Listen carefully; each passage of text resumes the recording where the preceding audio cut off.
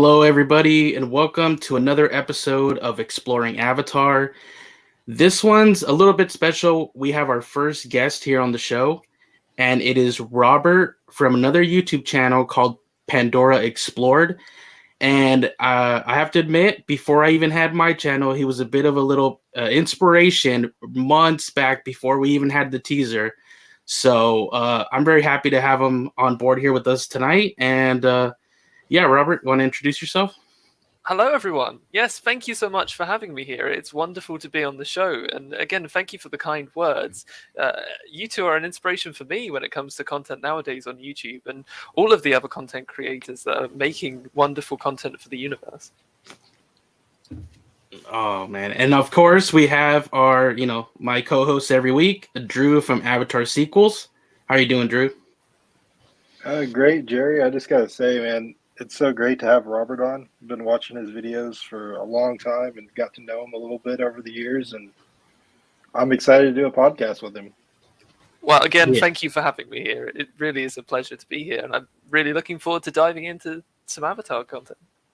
Yeah, man, it'll be great to just chat some Avatar with you finally. And yeah, everybody, please go subscribe to Pandora Explored. I do have the link in the description at the top, so feel free, and the channel for Avatar Sequels as well. So, but yeah, we're gonna kind of let's kind of see who's in here. We have some people already saying hi in the chat. We have yeah, hi in the chat. Let's see here. Oh, somebody already says, "What's up, Robert?" Hi, what's up?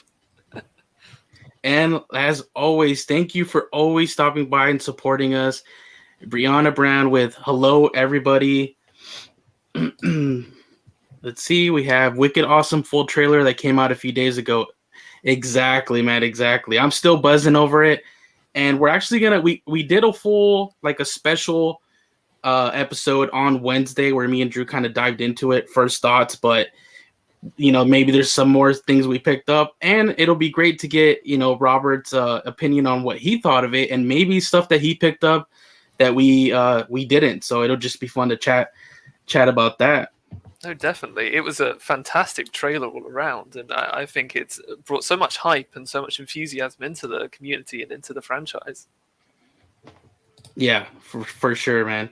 I know people were for months and months were begging for it, but finally when it arrived, it was worth the wait. And like you were kind of saying before we started, it gave us just enough. It gave us a little bit more of the feel for it, while yet still holding back on the majority of the story. So that's good because, we don't want to be spoiled going into it. So, and we have Bailey from Becoming Navi that says, "What up, boys? Thank you for stopping by.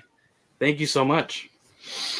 Yeah, guys, if you're not following Bailey on Instagram, you guys need to be. Definitely. Yeah, for sure. Alrighty. Let's see here. So I'll kind of cue up the trailer a little bit, and maybe let's see here. You let me know where to stop, and maybe give us some of your thoughts on what you thought of it. I'll just have it playing kind of right here in the background. Add it to the stream. I'll take the sound off. But yeah, man. What were your first thoughts seeing the full trailer finally? So yeah, as I was saying before we began, that it's a brilliant mixture of showing some wonderful new elements to the universe, but also keeping a lot back for when we actually go into the cinemas in December and to have that mystery revealed to us. I mean, we get to see so much more of Pandora in these shots, not only of the flora and fauna, but also of just more of the inner workings of the planet and of how stuff is working, so to speak. Exactly. In these early segments of the trailer, anything stand out for you? Well, what did you catch early on? So yeah, I've been watching the trailer quite a few times now, and one of the big things for me that stood out was that Kiri, who's very prominent in this early part of the trailer, the very first shot that you see her in, there is a quite a famous creature on Pandora that seems to be flying around her. That's the Kenten, or fan lizard, as people know it. And it's really cool because for those of you, I'm sure loads of people watching probably have read the Activist Survival Guide. There's a little paragraph in that where it talks about the Kenten being Grace Augustine's favorite creature, on Pandora as she was doing her research, and of course, there's many Oh. connections between Grace and Kiri. So that's just another thing that I saw in the trailer that's making me think and making me look to try and see those connections there. So I'm quite sure that was on purpose, and it's wonderful to see looking back through the trailer. That's Wow, actually what a a good great catch. catch. Yeah, man, that's a great catch. That's awesome. And like you said, just another subtle little hint. It's nothing, too obvious, obviously, since a lot of us didn't catch it, but another little hint, that somehow, Grace is gonna be involved in there somehow. Definitely. Yeah. I mean, at the Oh, moment, sorry, there's so many theories going around about the connection between the two of them, and there's many different theories, and we all just won't know until we go and see it in December. But it's wonderful that they're already acknowledging the fact that we have these theories and that we are thinking that kind of way, and we should be kind of going into the film, the story. exactly. Yeah, they're not shying away from it. This trailer was very, Kiri centric, and just a lot of talking points coming out. So many interesting little segments in here. It's like, who's she referring to when she's talking to Jake? There's, even at the very end, like, what is what is happening? We joked around here. She's like powering up a Kamehameha. But yeah, so many talking points about this trailer. Hey, Drew, anything new that you potentially, ever since now that we're a few days removed, that you've caught? Since we did our live stream, I haven't watched the trailer but one time. I watched it on my big screen TV, but I've been thinking about it a lot. Not really anything new I'm ready to dive into just yet. One thing, or I guess one thing that kind of stuck out to me was at first the part where Kiri's raising up her hands and it almost looks like she's getting ready to, do what we just discussed, like shoot out some power or whatever. It Yeah, looked like to me that something's moving towards her and the two Metkayina boys, and possibly a crab suit or something similar is shining light on her at the same time she's raising up her hands. So that's yeah. something that kind of stood out that, hey, maybe I was kind of looking at that scene wrong. Like, yes, it does look like she's about to do something supernatural, but I don't think the light is emanating from her per se. Exactly. It looks like it's a light source that's coming towards them instead of emanating from like her or her hand, something like that. But yeah, and then I did point out to you that I did watch that over, and if you go very slowly, you kind of will blink and you miss it. But she is connected to like a plant right behind them, right before so her Q is connected to right there. So let's see if I can pause. Yeah, there you go. Like it's connected to that. So it's kind of like she's getting the power from kind of like Pandora itself, in a way. I mean, again, there's that connection there, isn't there, between what's the connection between her and Awa, and how Mm-hmm. deep does that connection go? I mean, if we're talking about certain theories, then it could go quite deep, and we could, through the character, we could get quite a more insight into how the ecosystem and how Awa works overall in this film.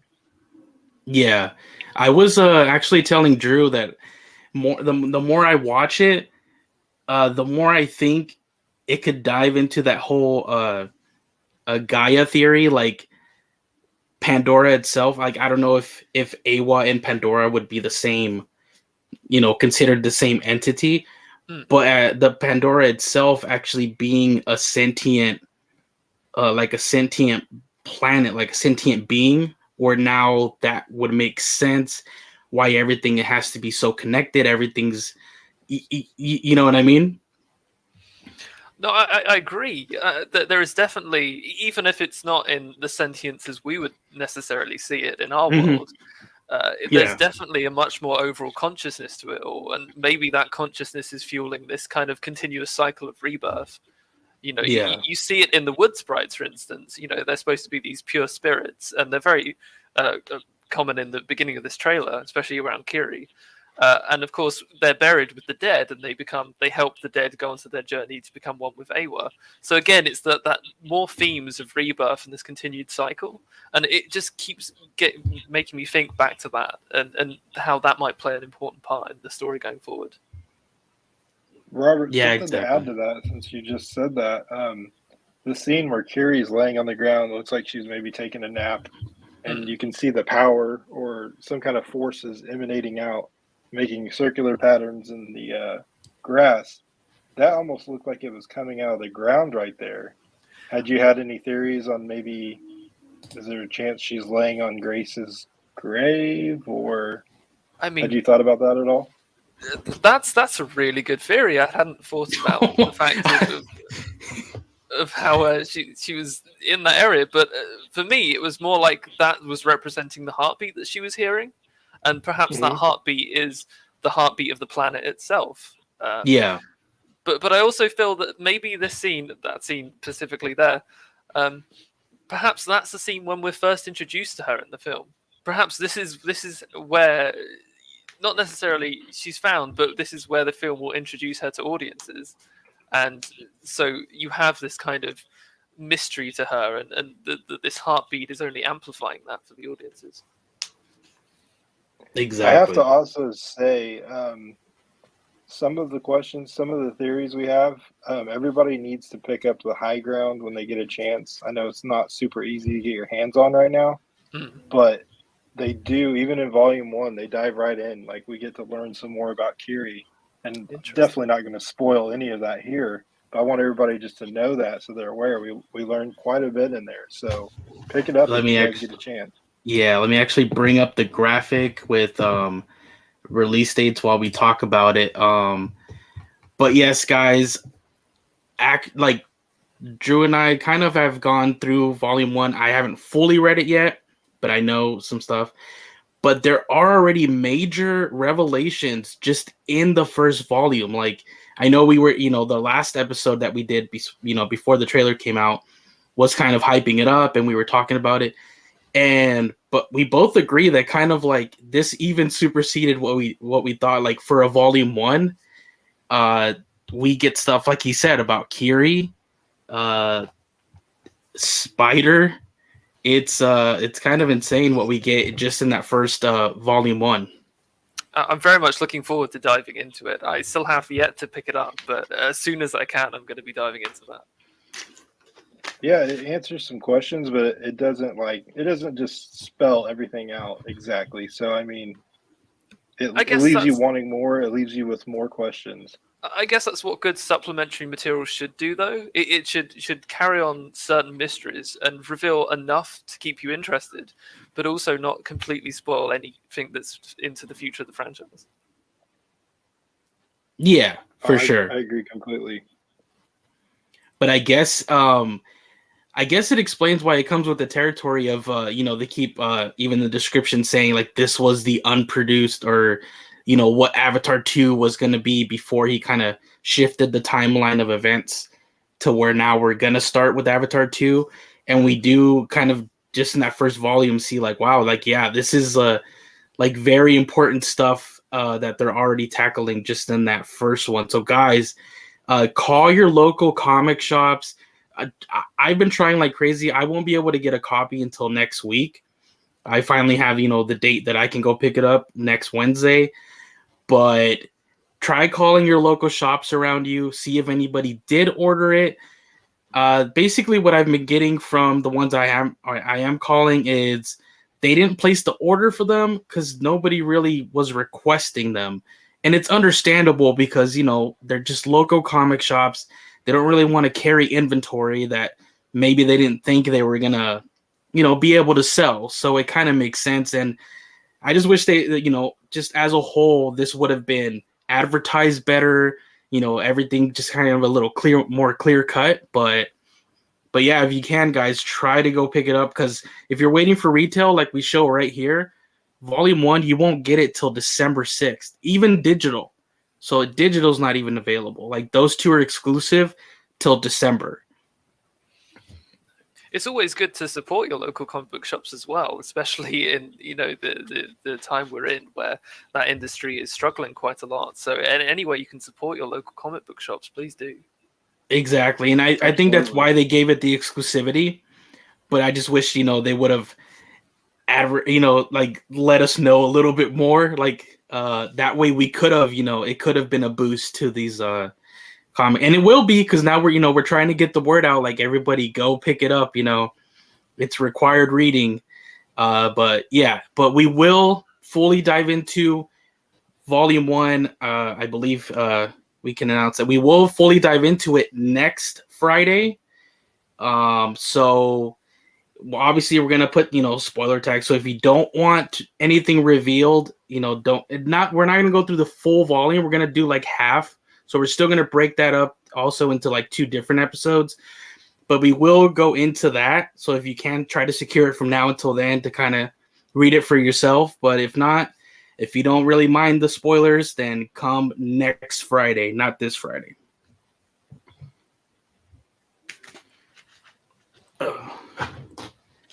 But yeah, anything else you want to say about the High Ground, Drew, or Pandora Explored?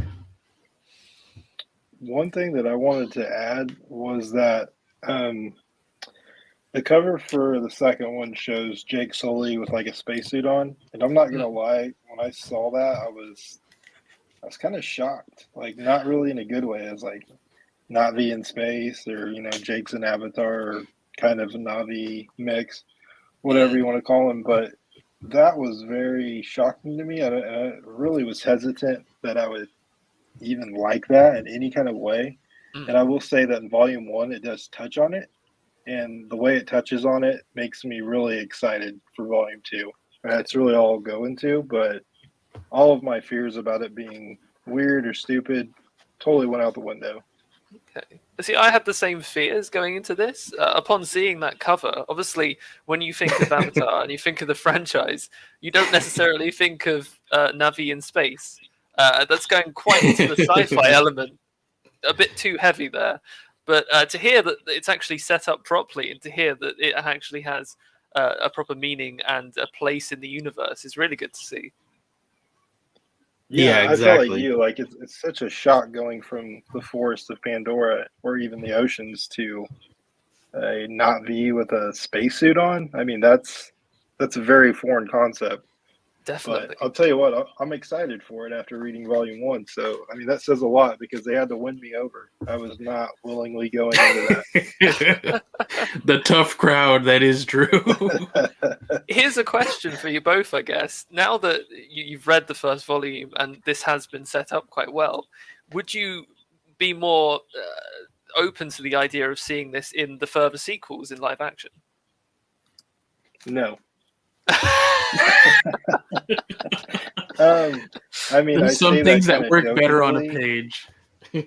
Sure, yeah, and I say that jokingly, kind of, but no, I would definitely prefer to see the Na'vi stick to the wonders of nature. To me, that's where they work out the best. If it was a short scene, maybe I wouldn't mind too much. But no, I wouldn't want it to be like the major battle of a movie or anything like that. But I would rather it stick to the comic.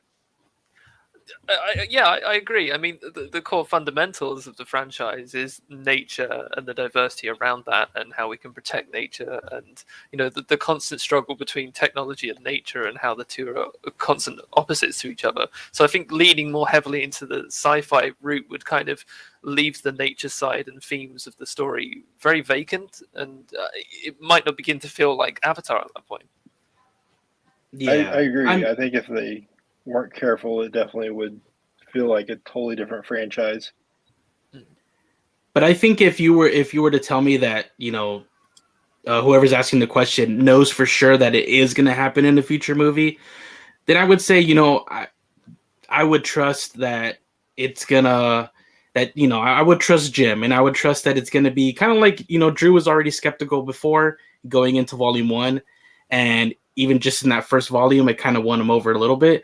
I'm assuming, it would be the same if it happened in the movie. If it was done, right, I could be down for anything. Like somebody pointed out right here, uh, you know, there's already been hints that we will go to Earth in a future sequel, so they are gonna in some way or another travel through space. So I do believe there are ways it can work. I'm completely not against the idea of leaving Pandora itself, and I have all the faith in Jim to pull that and to make that, and to carry on this high level of storytelling and imagination that he has been doing. It's just at this point in time of where we are narratively, it's interesting to think how we can get to that point. yeah, because right now, like we see absolutely. just in the trailer, where it's so much about the environment and the planet itself that right now we're there's so many like secrets and mysteries that we still have to kind of solve down over here before we, like you said, before we even jump ahead to try to go into that whole space space part of it. I mean, Pandora as a moon itself has so many different biomes and so many different ecosystems that there's so much still to explore just on the moon itself. So it's the possibilities of what can be shown in terms of the upcoming sequels before you even need to leave and go to Earth is just immense to think of. Exactly. And I believe that was the initial thing. They were kind of saying they might even hop between some of the different moons that are still even hovering around, its neighboring moons. But then they kind of like you just pointed out, they're like, well, let's just mirror Earth even more by just, really showing that Pandora itself has so many different biomes and cultures. And you gotta think, even like ancient civilizations here, their cultures and civilizations that have never met. So, maybe we're even seeing that in the second one. Like maybe nobody has really gone to the Metkayina clan's home, or nobody's gone to, they've never met, like the forest ones have never met the polar region clans. So it's going to be very interesting to see the dynamics play out, even just in the second movie, but even further in other biomes. I think that exchange of cultures and that exchange between the two clans is what's going to make for the most interesting scenes in The Way of Water, certainly. Exactly. And we could we could grow, they can themselves grow to understand like that it's even bigger than they even thought, the Metkayina clan or the clans that they knew. Maybe it's even bigger than them. Like the Tree of Souls, kind of like how we referenced in the trailer. I think that tree that we're seeing down at the underwater is gonna kind of be like the water region's connection to Awa. Like that'll be their Tree of Souls. And we kind of theorize, like, what if each region will have their special place that's like their Tree of Souls, Whereas in the first movie, you kind of get the hint, like, oh, this is the Tree of Souls. Like everybody would have to come here, but now we're gonna kind of learn that it's not really the case, I think with each sequel that is released, it kind of expands the world and the universe of Pandora, certainly. And I'm really interested to see these other areas where connections to Awa can be made, these other trees of souls, and how many of them populate the moon itself. Yeah, for sure. Kind of touching on what you guys said, like, talking about going to Earth, like, if we're talking about like Na'vi traveling to Earth, that sounds like so foreign to me. But again, Na'vi going to space sounded really foreign to me too. And here I am excited to see it in a comic book. So yeah, man, I'm excited to see where James takes us. I'm sure it'll be good, no matter how crazy it sounds. Yeah. Maybe even the Na'vi can help the humans save planet Earth. There's Well, no telling. Oh, go ahead, bud. I was going to say that given how Earth's state in the universe at the time, it's overpopulation, it's over polluting, then maybe the help does come from the Na'vi. It does come from Awa itself, and there is a connection there between Pandora and Earth. And at the very end of this whole story, that might be where we culminate to. And we might find that actually the way to help ourselves is to help others in the first place, and you have these continuous themes running throughout. Exactly. Well Or it said. could even be something as just motivated to do so due to story plot point, like maybe they have taken a character, or maybe it's going to retrieve somebody back, some other kind of motivation like that. Maybe that's what finally would prompt them to go over there. Maybe over there they're like, hey, let's try to bring them on our turf, and basically corner them over here. So maybe it's some kind of tactic like that. Try to draw them out over there. Definitely. But we also got other news, over the week, throughout the week, which has been great. Aside from the trailer, we do one interesting one that we came across was that we have the title and a little bit of the information about what the original song will be. Because I know many people have, like, oh, who do we think is going to sing this one? We have the ICU from the first Avatar movie, and we actually got that and it was revealed by the Hollywood Music and Media Awards, because it actually already granted a nomination, even though none of us, the public hasn't heard it. The title will be The Song Chord, and I like that, a little play on the actual song chords that the Na'vi create to kind of sing and tell their own personal life stories. And written by Simon Franklin, who's also doing, composing the score. And then most interestingly enough, performed by Zoe Saldana herself. What do you guys think?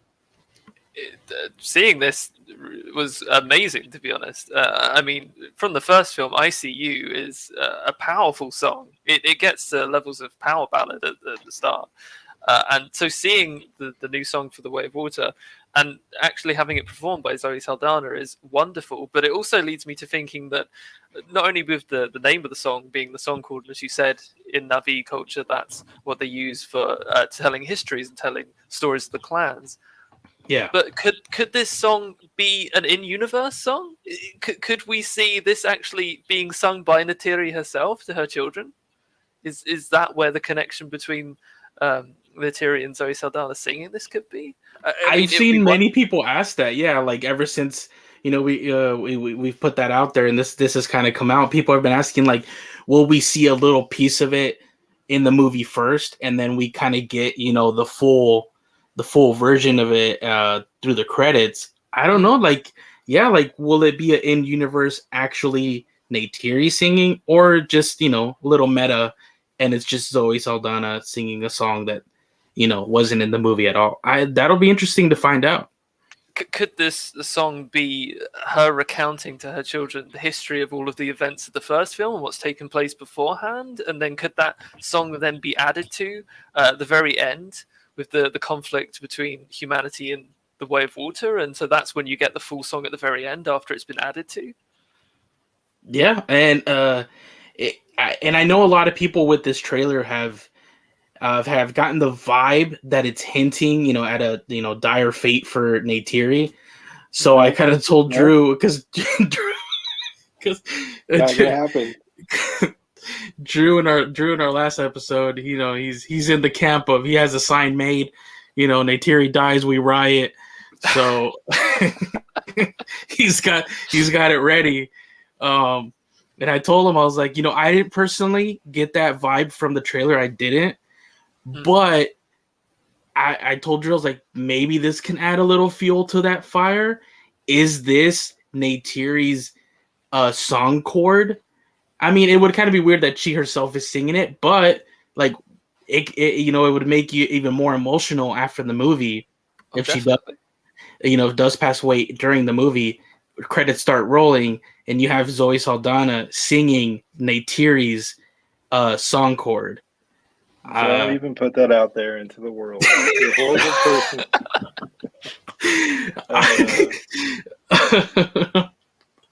I don't personally think.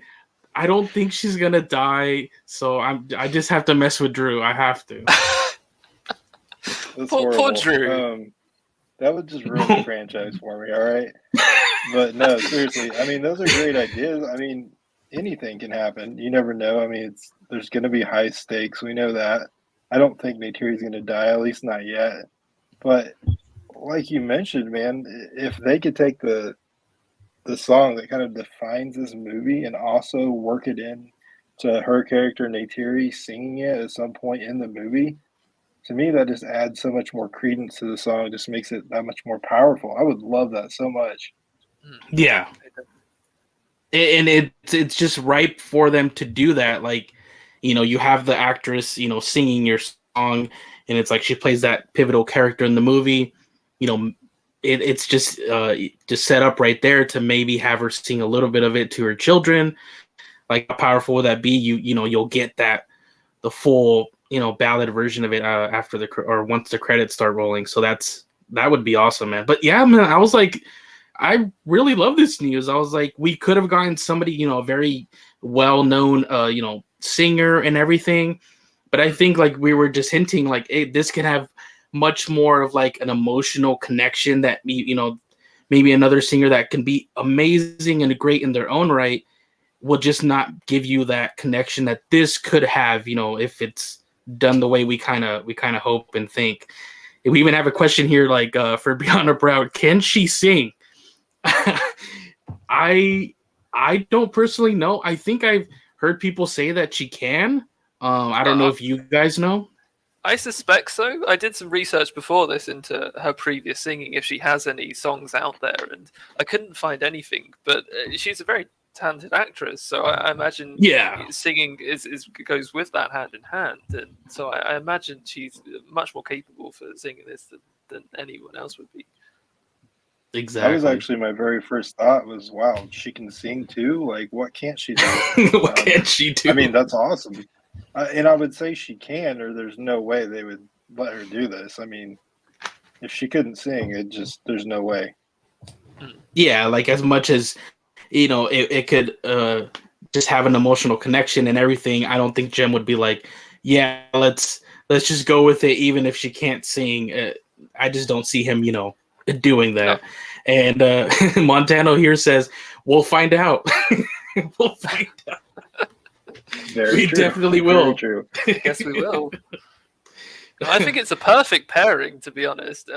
If you need anyone in terms of a main character in the franchise to sing, then it has to be Neytiri, because of how much weight she carries and how much impact she'll have on the story, especially in Way of Water, which is very much focused around parenthood and looking after your family. And I think this song will play heavily into those themes. I agree. Exactly. And, I mean, Avatar really is Jake's story, but Jake is like 1A and Neytiri's 1B. So, one, that means she can't die. And two, that means, she gets to do something like this, like sing the song.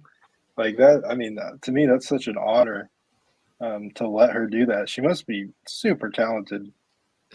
Immensely so. That's because in 3, she's dying. We gave you that honor in 2, okay? Oh, okay. Okay, no more of those vibes out there, please. No more. But yeah, I'm super stoked. I can't wait to hear it. I'm sure it's gonna be awesome. So that'll be great. I wonder if we'll get to hear, a little, like get a taste of it beforehand.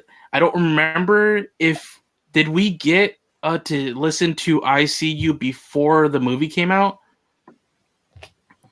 I'm not. I don't remember. Sure. Obviously, it has its own music video, and it was certainly in the charts at the time. Yeah, but I'm not sure if that was released around the same time. Yeah, it could have been after the fact. But yeah, and in a way, I would like to be, first presented or first like during the movie. So I kind of hope they, don't release at least the full song. Make maybe a snippet or so, like a little tiny preview, but not the full song. Perhaps if we get either another trailer or say a TV spot or several TV spots between now and the release, that might be featured in that, for instance, like a small snippet, as you said, could be teased within a future trailer. Exactly. Like maybe some of the upcoming, like small TV spots because they themselves are just maybe like 20, 30 seconds. So maybe in something like that, it's a little more perfect than like a full trailer. We do have a question here. Do you guys think, and this is from Beyond Brown, do you think Jake knows Loak likes Tsireya? I wonder how he will react. Oh man, that'll be interesting because I mean, it mirrors very well. I think the Loak and Tsireya, especially with the poster that they gave us. Oh man, I don't think I uploaded the graphic, but we see with the poster how it really mirrors the original like official poster, where it was Jake and Neytiri's face up at the top. This one has Jake and Neytiri and Loak and Tsireya, so it's kind of like I think already giving us the hint like that's the next major like couple, in the maybe in the story. So it will be interesting to see how Jake reacts, knowing that basically he's kind of going to be going through he went through the same thing. It's very different cultures, literally very different, human to a Navi. Obviously helped by the Avatar body, but yeah, it'll be interesting to see if he's completely okay with it. I think obviously that eventually he will come around. I feel like as a father, he would know. I mean, given the experience of raising his family, I think he would have some inkling towards it.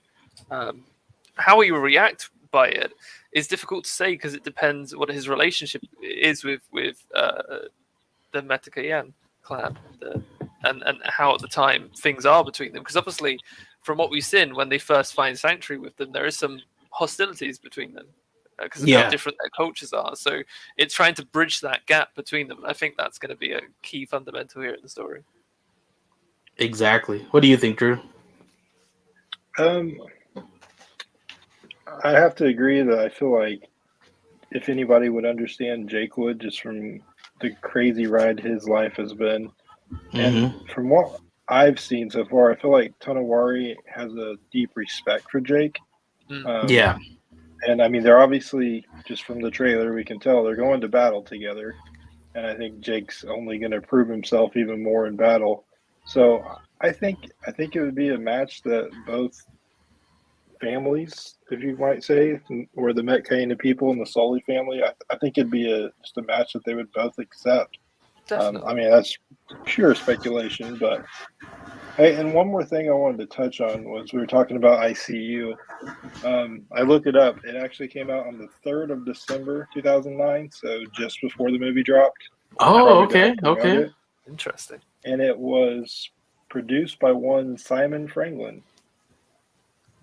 Oh yeah, and I did read he even had like a kind of a hand in, I believe, like co-writing it as well. So we know he does, know how to write, at least, co-write the great songs. So, man, this guy's composing the whole new score and having a hand in or basically just writing this new original song. So, I'm excited. I think we can say it's in safe hands, to be honest, with his Exactly. past experience. Yeah, exactly. Let's see here, and to your point, I kind of get that vibe, like you were saying, Drew, like of Jake kind of proving himself to the Metkayina. It kind of seems like him and Tonowari by the end will be pretty good buddies, like going to war together, and as well as Neytiri and Ronal look like they're also going to become, quite close as well. So that's going to be pretty cool to see. And we do get a hint at like that scene, like one of the scenes we could have gotten after the remaster, the scene with Tonowari scolding Loak. We at least know that Jake is not going to be completely soft on Loak and completely take his side for everything, because he was kind of more on Tonowari's side right there when he was scolding him about bonding with the Tulkun Payakan. So, he's like, I'll deal with him, and kind of like yanks him out of there. So yeah. You raised a good point right there, though. Depending on how that relationship goes between Tsireya and Loak, and then Payakan, that's the thing that could really cause the issues, maybe with the Metkayina wanting to accept Loak. is if he's with this outcast. Exactly. Maybe, maybe they're going to be the ones that don't want him to be with their daughter or a member of their clan. Exactly. That it looks like out of the two different like parents, the set of parents from the Metkayina are going to be the ones that are more opposed to it because, like you said, the outcast part, which is where I think the trailer is trying to give a little bit of a misdirect. Where I feel when it plays in the trailer, it kind of seems like he's talking about himself. In a way, yes, because they kind of, at the end it'll be them not fully accepting Loak because of him bonding with Payakan. But Payakan is the one that they're referring as the outcast. So just to clear that up for people, because we did get that clarification in the scene after the remaster, Payakan is the one that's considered the outcast, not Loak. Oh, but man, that was interesting question. Thank you so much for that. That was awesome. We went on like a whole little thing. That was awesome. Definitely. But before we carry on as well, it's very interesting that these two characters and their relationship going forward is so prominent on the poster. And it makes me think as if, as we go forward in the sequels, are they going to kind of take the roles of Jake and Neytiri? And are they going to be the forward characters, the front-running characters in this story? And are we going to see them grow? Are we going to see their eventual family? And are we going to see that into a whole new generation? Yeah, exactly. And I believe so. I don't know. The only confirmed time jump we have is the 6 years. I believe he said like page 25 of the script for Avatar 4. But we don't even know if like further on in 4, there could be a further time jump. Or especially in the last one, Avatar 5, like in that third act, do you maybe get like a really big time jump? And like you said, like, do you see, because he did state like one of his main inspirations was like the Godfather, the Godfather saga, where it's a generational story that, it starts with, the father, Corleone, but then it goes to Michael, and then, you see he has children and everything. So I think we're going to get something like that where you will even see the children of these children, at least by the end of the 5 movies. This is a totally off topic, but something I'm kind of excited to see if it happens or not is if we get to see the Valley of Moara, which is what Disney's based around. That's the location of Pandora at Animal Kingdom. I'm just curious if that shows up at all, in any of the movies. I'd be surprised if it didn't. It's just we had someone commenting earlier that canonically, the whole story of Avatar Animal Kingdom takes place way in the future, past any of the sequels. So, we kind of already know how the universe may end up at that time. Yeah, absolutely, we do. It would be really amazing to actually see it beforehand, as a reference and a nod to everyone who's been there at the park. Exactly. And I believe we will, because if I remember correctly, the whole Flight of Passage ride, I believe it's described as taking you like through the whole Valley of Moara, right? Like you're flying over it. And when we're on that ride, I mean, I've never been on it, but obviously you see YouTube videos and stuff. Can't wait. You basically go right up to the Metkayina villages and on the beach right there. So I'm like, it kind of seems like it ain't that far away. So we might even see it, in the second movie or something. And we just don't know at the time that that's where eventually, this whole other, the future that we now know of the land and everything, like that area is going to be that. Potentially, because I mean, thanks to the ride, that was the first time we'd ever seen the Metkayina in visual form. And so to think that there could be some references in The Way of Water to the valley would be, even if it's just a mention from a member of the clan to say that they have, it's close to them and they have been there and seen its beauty. Even if we don't see it in an actual person in the film, just having those references and that connective tissue there just makes the universe feel much more together and much more whole. Exactly. Kind of like me and Drew, we've talked about that we geek over things like kind of like the DK books, like with the visual dictionaries, but then also like the kind of like the topographical maps where you kind of get a place and a sense of where everything is. So like you said, maybe it's not even something that's really focused on in the movies, but you kind of know, and you'll know it's there. You're like, oh yeah, that's the, see right there. And then like the map will clearly show you like, oh yeah, this whole area right here, this is the Valley of Moana. And you're like, oh yeah, we did see that. You know, it like little things like that. I kind of geek out over. Likewise, for me, the lore and the connective tissue of the universe is really what is amazing to dive into, and seeing how it all connects as one big mesh of a story is fascinating. Exactly. We do have echo the exact same thing, guys. Like, and that's why I want to see it, because I just feel like, not even just for myself, but for everyone who goes and visits there, if they can see that on screen, like see the same things on screen that they've seen in person or are planning to go take a trip to and see, I think that'd be super impactful. Oh, definitely. Well, imagine, somebody who's young coming into this franchise, coming into this community, watching the films, seeing the valley, then actually going to see it in real life. It would be an amazing experience, because obviously the imagination and the creativity that goes into creating Pandora is immense. And as a child, as a kid, seeing this, it would spark so much imagination and creativity in them, and would really lead to some amazing things. Exactly. I envy not really, but I was like, I joke, I envy my son, because he's kind of like that perfect age. He's 10, so he wasn't even born yet when the first one came out. So he's kind of coming into this franchise right now. It's like, this is the generation like you're talking about, that they're trying to get like this new fresh one where they already just went to see the remaster and they were like, man, this was amazing. They had an amazing theater experience. And not 13 years later, but just a few months later, they get their minds blown again with Avatar 2. And like you're saying, all this connective tissue, you can maybe see it, see it in the movie, like the valley. And then you're like, wow, so you go to the park and it just becomes like where everything starts to cohesively like feed into it. And hey, like, this could be, and especially because we got many sequels to go, this could become their Star Wars in a way, in the sense of like how so many people are nostalgic on the original trilogy. Like, oh, I was there when it was coming out and it was mind blowing. And then you got Empire, and you know what I mean? Mm-hmm. It could become that.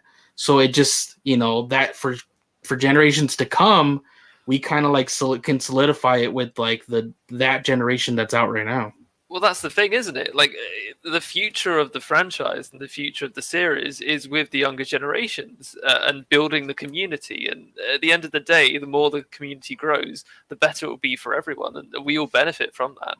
And so trying to get the younger generations into this fantastic, diverse, and beautiful world through these different methods is amazing in its own right. Exactly. Let's see here. We do have a question from Awesome Lion. It says, what's going to happen to Spider's story? Any thoughts? Spider's story. I will say, like me and Drew hinted, there's going to be a lot to say about Spider.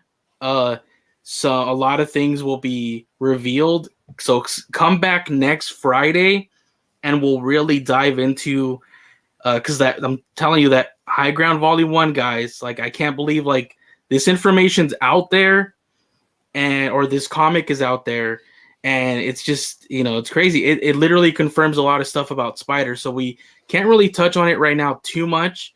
Well, we'll just go off what we know from what we've seen in promotional material, but it will be very interesting. And if you really want to, dive into that next week with us, that'll be super fun, because I think some things are pretty much almost confirmed, right, Drew?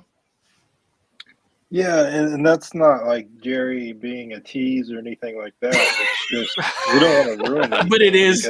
But it is. It totally is. I mean, we don't want to ruin anything for anybody who hasn't had a chance to grab the book yet. And I mean, I'm afraid somebody's going to get it and just go crazy on Instagram, Twitter, wherever, and it's just all going to be out there. I just don't want to see anybody get ruined from a book that's hard to get right now. Yeah. And if anybody in the chat does know this information, don't write it in the chat, please, because we don't want anybody right now to just unwittingly see it. if when we do the episodes covering it, it's clearly going to be like, hey, this is an episode. There's a spoiler tag, so coming into it what basically you're getting into, and hopefully as many people as possible that do, catch us live next Friday have it and have read it, so it's not really spoiling it for them. It's kind of just having a discussion, and it kind of feels like it's leaked material, like you're talking about, something that got leaked, but it's literally, as the official Avatar thing posted, it's like it's on shelves now, just nowhere we can find. Just not really. Yeah. Yeah. So don't think, it's like, we're trying to leak anything. No, not at all. Like, we just do want to discuss it, because at the same time we are like, this is my favorite part. It's like, it's the story, it's the characters, it's the lore is my favorite part of this franchise. So to get some, really big revelations in a comic and just have fun discussing it, like that's what really I live for that. So I can't wait. From somebody that hasn't picked up the first volume yet, just to try and give, I guess, my thoughts on the Spider story. From everything I've seen of the trailer, and from everyone saying in the chat, I could see him having a redemption. Obviously, he's going against his own kind. He's essentially betraying humanity in some regards.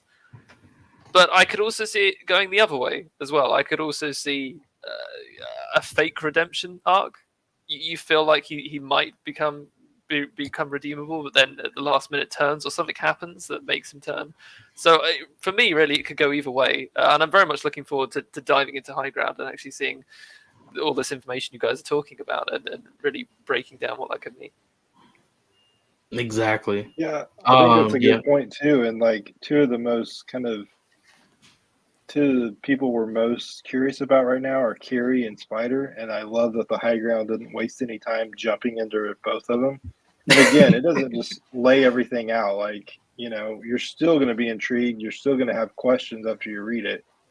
But it definitely helps set some things that we're wondering about straight. Yeah. Fun.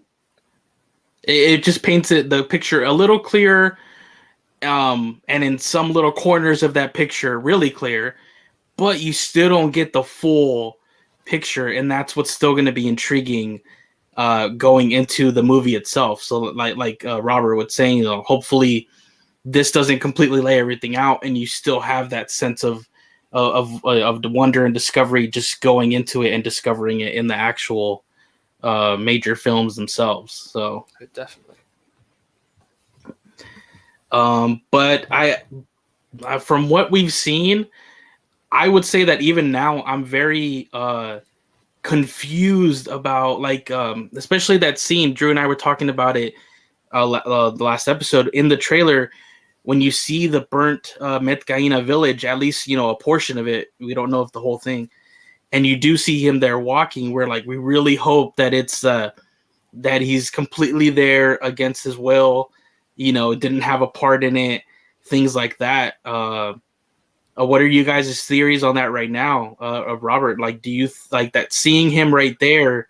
What do you think, like, right off the bat? Likewise, it's very strong to say that he could be there against his will. The scene is shot in such a way, and we have such little context for the events going on around it, that it could even be interpreted either way. So right now I'm kind of in the middle. I think it could be potentially showing us redemption. It could also potentially be showing us the other way. But for me as well, kind of sidetracking a little bit onto some other news, there was a recent Lego sets released, and one of them has Spider in it. And in the description of that set, it talks about how he was captured. And I'm thinking to myself, there it is. I'm thinking to myself, is that a red herring? Are we led to believe that he is being captured and he is going to be held against his will for the entire film? Or is there something more at play here? So again, I'm on the fence, to say the least. Yeah. Are you still on the fence, Drew? Like, you still don't really know one way or the other? I'll say that I really don't know. It's definitely would just be a theory. Yeah. After reading the High Ground, I can't share what my theory would be. So you said I'm the tease, right, and he says I'm the tease. I love it. if that's not an incentive to go and read High Ground if you can, then I don't know what else Wow, would be. it's like we should have just like done the promotional material for it. Apparently, just with like winks and nudges. Before I read the High Ground, though, I kind of had two theories. One was that they went there to free Spider or get Spider back because he's a human, and my other one was that maybe they didn't go there for Spider, but they went there to attack Jake or attack the Metkayina. And I mean, they're not going to treat Spider the same way they treat the Navi. So he was just happened to be free with the recoms, but Yeah. not necessarily by choice. So those were kind of my two theories originally.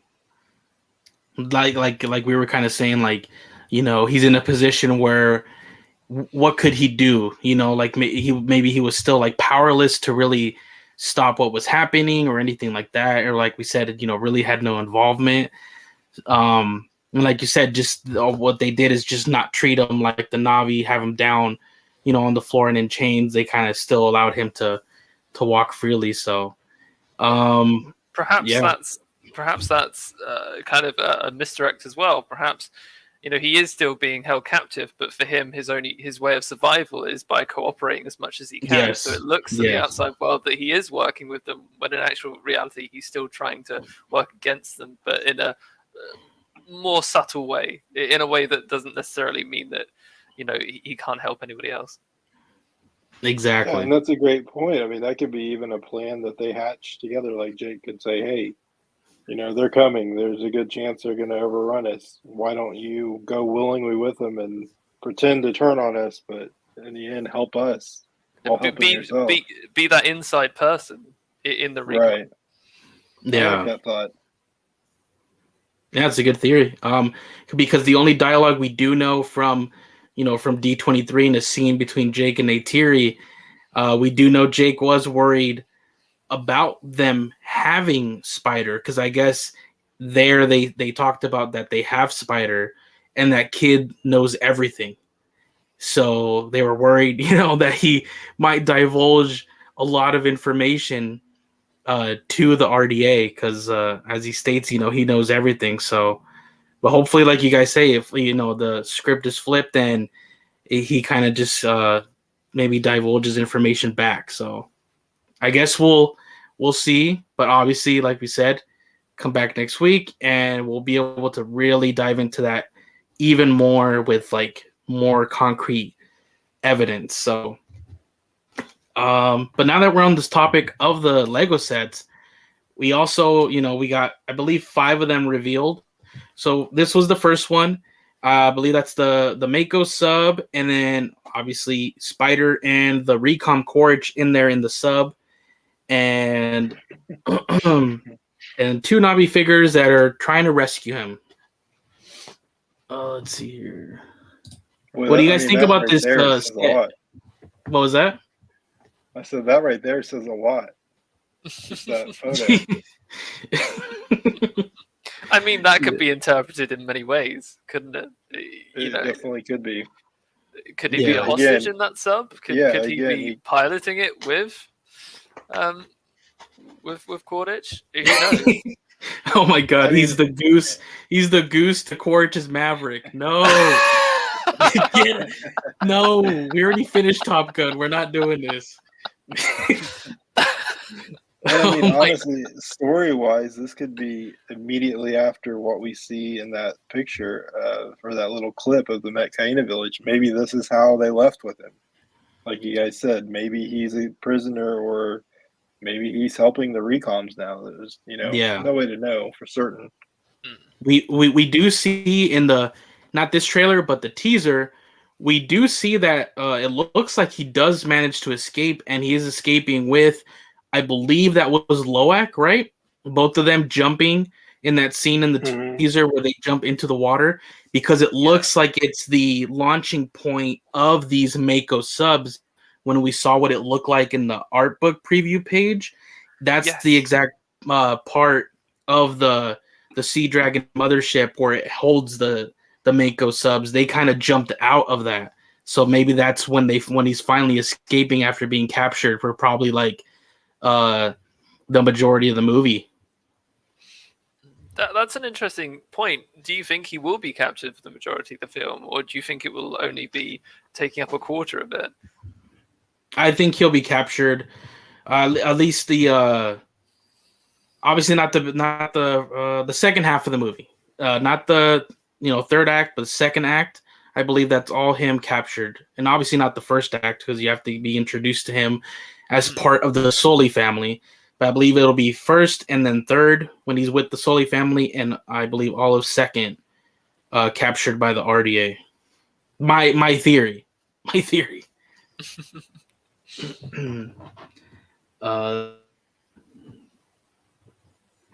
We do have. Let's see. Cecilia says apparently there's supposed to be other reef clans that would be interesting to see. And yeah, I believe there was an official, somewhere official that said, they're just one of the reef clans. I believe I even sent to the drill. I was like, wait, one? That's not a little simple throwaway line. But yeah, that'll be interesting to see, are there more, clans surrounding this biome of Pandora. It gives so much room for development as well, and so much more room for them to go off and tell other stories about these different reef clans in the supplementary material that comes out after the film. Because obviously there'll be some time between the films, so you're going to want to fill that with other stories, and with the Metkayina being in Way of Water, what more perfect opportunity to explore their region and kind of develop that further with these other clans. Yeah, exactly. Drew, some guy wants to know. He's wondering what the RDA's motive in Avatar 2 is, because just going out purely for revenge just doesn't seem right. Well, a couple weeks ago we covered the visual dictionary, and in it we learned something interesting, that the RDA's main directive has seemingly changed from coming to Pandora simply to mine minerals, such as unobtainium, to Pandora is the only place that humanity really has a chance to live, and Earth is dead, and they've got to bring people to a huge city that they're creating on Pandora, where they'd like to have up to 2 million people. So while maybe I don't fully buy that, like I don't think that's the only reason the RDA is back, it very well could be the biggest reason that they're coming back. Yeah, exactly. I mean, from those pages, obviously we learned the city is called Bridgehead, and it's going to be at the forefront of this new colonization effort for Pandora. And really, you have to wonder then: is the RDA in this film? Is there attacks on the Metkayina and their hostility towards the Na'vi? Is that kind of a first strike, so to speak? Are they making sure that the Na'vi can't attack them? So they're attacking them first, essentially. Are they trying to ensure the safety of Bridgehead's construction during this time? Because obviously, while it has defenses that the pages talk about, it can still be attacked, and especially from the sea. It has a lot of ports, a lot of docks. So if there was any clan that could pose a threat to this new construction project, it's definitely the Metkayina. Yeah, for sure. And I believe that's why, this will probably influence the decision for the Metkayina to get involved. Because don't forget, in the trailer, we do hear Tonowari say, don't essentially don't bring your war here. Basically we got nothing to do with that, even though at the end of the day, like that, now we know the motivation. The bigger picture is they're not just here for revenge on us or the ones in the forest. They're here for for all of Pandora.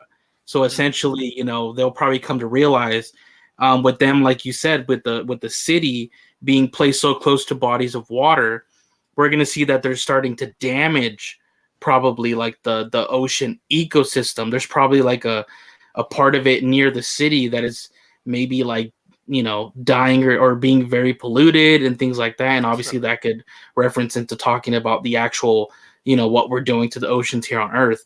But in the in there, it's going to be in the context of the RDA, and that's how the Metkayina is going to be like, all right, we're in. But like you said, that only is some of that city. It also has so much of it that it's, the defenses on that, just reading that page alone are like incredible.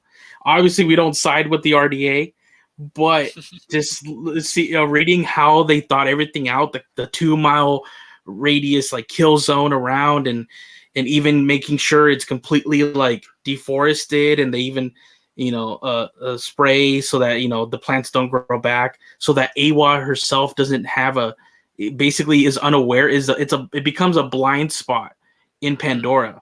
Like Awa herself won't even know what is happening there. It's very ingenious, and it will, that's why you need the other clans from other biomes. You need all the support you can get to finally take it down one day. Well, it's clear that from the events of the first film, the RDA and humanity as a whole has definitely learned their lessons, that they realize how much of a threat Awa is. I think a lot of the time in the first film, most of the RDA didn't even believe that Awa existed. Now, obviously, after the assault on the Tree of Souls, that was shown to be quite real. And so they're taking these precautionary measures to ensure that same defeat doesn't happen. Exactly. So what do you guys think Tonowari was referring to when he was telling Jake, don't bring your war here? Is there a reason like the war is following Jake and his family? Or what do you guys think about that? Because I at least to me, what I believe he's referring to is he's probably aware that what it is like he's aware of their previous battle with the RDA, and in his mind he's probably thinking, oh, it's just them after you, so that's your war. And in the sense, we know basically it's Quaritch hunting them down. Like, that's why Jake says we need to leave the Metkayina and the forest. We need to leave it, because Quaritch and his men, and basically the RDA in general, is hunting us down. I don't know why specifically. I mean, obviously it's maybe for, they know basically he led their defeat, so that's why they were probably the biggest target for the RDA. But I assume that's what he meant.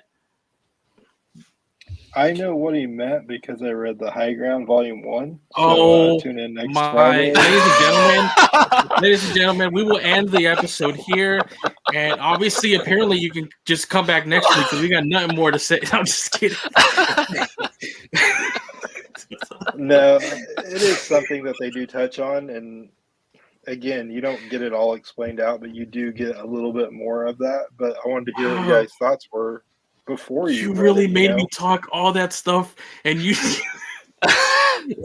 and you knew it the entire time. It was interesting. I like hearing you guys' theories. Robert, what is your theory? Don't listen to Drew. I'll try not to. I think there's a shot in the most recent trailer where you see most of the Metkayina's forest ablaze, and obviously there is destruction being brought down upon them, and for whatever reason that may be, which I assume you might get more clarity to in the High Ground. But I do think all of the conflict and the hatred and the attacks against Jake and his family by Miles are preemptive. He knows how dangerous they can be. He knows what it was like to be defeated by them, and so he's trying to take them out of the picture before they can go on to have I hate to say it, but have a more widespread effect on the Na'vi. Exactly. And then we do have even a point here touched on by Juan that says there could be sides where some in the RDA are for humanity's survival, while the others doing it for other options, greed, the thrill, purpose. And that's exactly what Drew and I have mentioned before, and how we've talked about how this is the perfect way how Cameron has teased to us that it's not just going to keep being a black and white battle throughout these sequels, that there would be a gray area. And this is perfect that they touched on it right here. The gray area is that if this is just for the sake of humanity, you got to think that there's a lot of people involved in this that maybe don't even agree with the methods that the RDA, are going on about it. But what other choice do they have? Their planet is dying. So what's your perspective on what's your guys' perspective on that? Yeah, I think a lot in terms of the makeup of the RDA itself is probably a lot in terms of just hired muscle and hired gun. And at the end of the day, they may not be seeing the bigger picture. They may just be seeing a paycheck at the end of the day, or uh, a way to profit from it in a much more kind of menial kind of sense of the term. But the RDA itself is such a massive and powerful organization in the universe that even if there was people, especially back on Earth or even on Pandora itself, that wasn't agreeing with that, their voices would be easily drowned out by just the power and sheer authority that the Yeah. RDA has. Yep. What about you, Drew? I actually had to step away and grab a drink. Could you repeat the question again? We just went, guys. He just went to I was reread reading the high ground. the high ground. Because now what he was doing, he was reading it like a manga. He was reading from right to left because he might have missed something. Yeah. Oh gosh. Bring out the black light too, because there could be some text that that'll pop. Anyways, they had just asked they had talked about how there could be a lot of people in the RDA or just in that effort that could be not really there for their goals of just pure destruction and everything. It's kind of just there for survival. And we kind of touched on that before, how there could be like innocent people involved on the human side as well.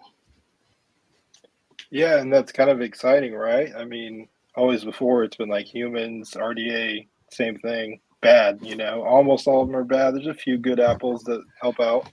But Yeah. I mean, if they're having to come to Pandora just to simply survive, I mean, you're talking about all kinds of people from all walks of life, unless it's just the elite people getting to leave. But still, I mean, we're definitely going to meet a lot more humans that very well may identify more with the Na'vi and the Na'vi way of life than the human way of life. Because, I mean, they're having to leave their planet because they've destroyed it. So I think we're going to see a lot of humans that want to help the Na'vi, not necessarily just destroy them and take their planet, take their resources, etc. Yeah, and like Robert was saying, right now maybe those voices get drowned out, but hopefully throughout the sequels, what I hope happens is like those voices eventually become the majority, and that's how we get the eventual peaceful cooperation between them. That at the end of the day, it couldn't just be the might of all the Na'vi, themselves. Like humanity itself, some of them, had to basically rise up themselves and become that majority voice to finally put a stop to it. And that would be, pretty poetic, if, so to speak, like that at the end of the day, the Na'vi did even need the humans' help in a way to finally resolve this conflict, A conflict can only go so far into solving a problem. At the end of the day, Yeah. it's finding common ground between two sets of people and really working upon that. And that's probably where the story may end up. Yeah. And we had Brianna Brown make a point that, with the 2 million goal of Bridgehead City, that I believe that's what she meant. That means not everyone can like come to Pandora if they only want 2 million people. And my only initial thought on that, unless you guys have something else, is that's only for this particular city on Pandora. But there could be, the eventual goal of if they finally do the full-blown human colonization is this would be one of many cities, one of many locations in different regions. So that's just 2 million here. And then, just like Earth, it could just be, cities everywhere would be their eventual plan. What do you guys think? The way that those preview pages from the visual dictionary are written, it almost sounds as if Bridgehead will be at the forefront of this colonization effort and be the first of many cities to come. This is their almost first landing of an expedition onto a planet. This is their foothold on the planet, and from there they can then springboard into much more civilization and infrastructure at the cost of the Na'vi, of course, and at the cost of the planet. And so that's really the big threat that will be looming over the sequels, is this constant creation of industry and infrastructure and the destruction of the nature around it, which again plays into that theme of nature versus technology. Exactly.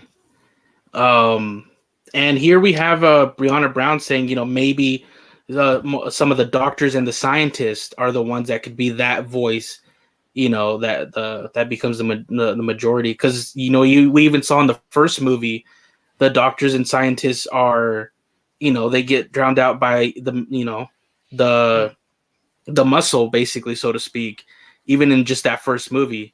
And we do have new confirmed casting for some scientists like Michelle Yeoh, some other ones, even marine biologists that some of these characters are gonna be. So, hopefully we see those even evolve throughout the sequels themselves. So that'll be really interesting.